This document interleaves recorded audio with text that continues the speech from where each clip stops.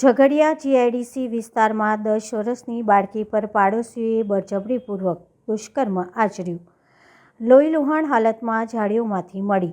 ભરૂચની ઝઘડિયા જીઆઈડીસી વિસ્તારમાં શ્રમજીવી પરિવારની 10 વર્ષની બાળકી પર દુષ્કર્મની ઘટનામાં પોલીસે નરાધમ આરોપીની ગણતરીના સમયમાં જ ધરપકડ કરી બાળકીની એકલતાનો લાભ લઈ નજીકમાં રહેતા યુવાને જ દુષ્કર્મ આચર્યું હોવાનું બહાર આવ્યું.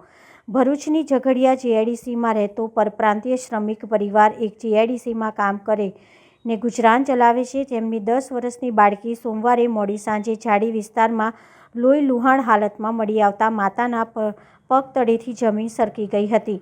નરાધામ આરોપી બાળકી સાથે દુષ્કર્મ આચરતા તેના ગુપ્તાંગમાં ગંભીર ઈજાઓ પહોંચી હતી, જેના પગલે તેને તાત્કાલિક સારવાર અર્થે ભરૂચ સિવિલ હોસ્પિટલ લઈ જવામાં આવી હતી, જ્યાં તેની હાલત વધુ ગંભીર જણાતા વધુ સારવાર અર્થે વડોદરા ખસેડવામાં આવી હતી. ઘટનાની જાણ થતાં ઝઘડિયા જીઆઈડીસી પોલીસના અધિકારીઓ સહિત અંકલેશ્વર ડીવાયએસપી ડોક્ટર કુશલ ઓઝા પણ સિવિલ હોસ્પિટલ દોડી ગયા હતા.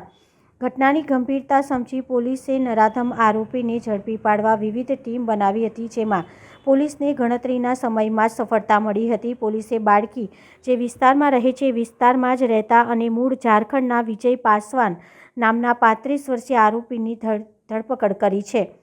આરોપી ખાનગી કંપનીમાં સેન્ટિંગનું કામ કરતો હોવાનું બહાર આવ્યું છે.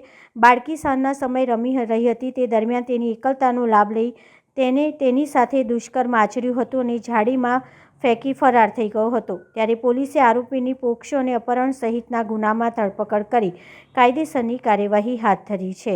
ગઈકાલ 16/12/2024 ના રોજ ઝઘડિયા જીઆઈડીસી પોલીસ સ્ટેશન વિસ્તારમાં એક 10 વર્ષની ઉંમર જેટલી બાળકી ઉપર દુષ્કર્મ, અપહરણ તથા પોક્સો મુજબના ગુનાની ઘટના બનેલ, જેમાં પોલીસે તાત્કાલિક એક્શનમાં આવી બાળકીની ગંભીર ઈજાઓને ધ્યાનમાં લઈ બાળકીને તાત્કાલિક સઘન સારવાર મળી રહે તેના માટે પ્રયત્ન કરેલ તથા ડૉક્ટરની ટીમ સાથે કોર્ડિનેટ કરી ભરૂચ સિવિલ ખાતે સારવાર માટે પ્રયત્નો હાથ ધરવામાં આવેલ.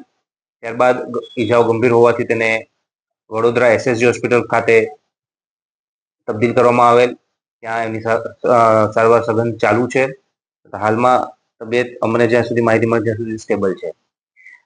ત્યારબાદ આરોપીને પકડી પાડવા માટે પોલીસ દ્વારા વિવિધ ટીમો બનાવવામાં આવેલ.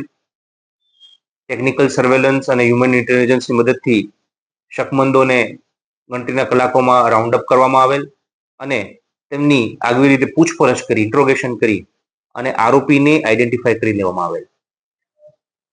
આ આરોપી જે છે એ ઝારખંડનો છે. શ્રમિક બાળકી જે કોલોનીમાં રહે છે તેની આજુબાજુના કોલીમાં રહે છે અને એનું નામ છે વિજયકુમાર શ્રી રામાશંકર પાસવાન, ઉંમર 36 વર્ષ. તે થર્મેક્સ કંપનીમાં શેન્ટિંગ હેલ્પર તરીકે કામગીરી કરતો હતો અને મજૂરી કરી અને લોખંડને વીણવાનું કામ કરતો હતો.